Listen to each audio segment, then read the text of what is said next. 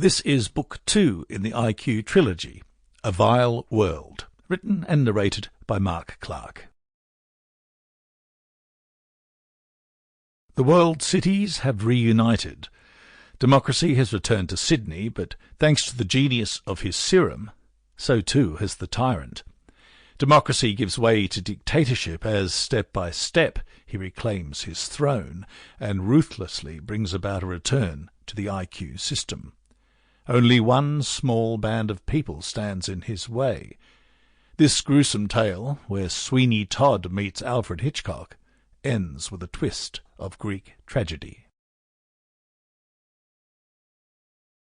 A Vile World. Prologue. Interior, laboratory, day. The naked blank of Paul Viles floats in a transparent canister. It is sallow and pristine, suspended like an astronaut in a giant test tube.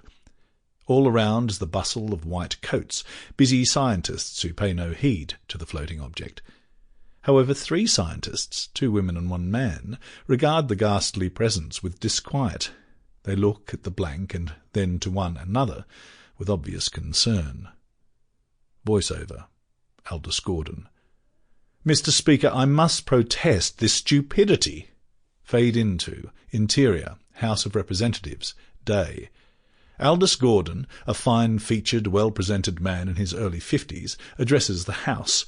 His statement has caused much rhubarb from the government benches. The Speaker bashes his gavel and calls for order over the tumultuous noise. Aldous Gordon.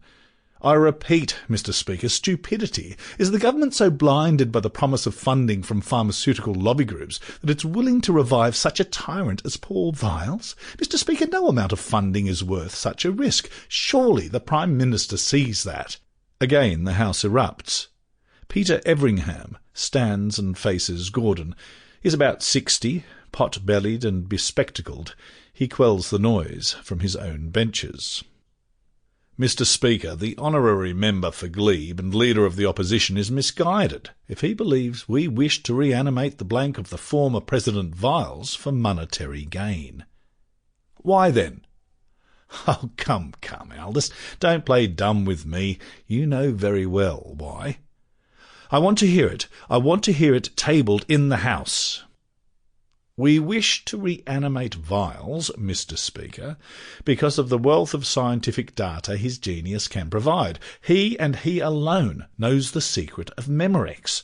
Our scientists have been unable to crack its code. So you would revive this monster and unleash him on a peaceful world?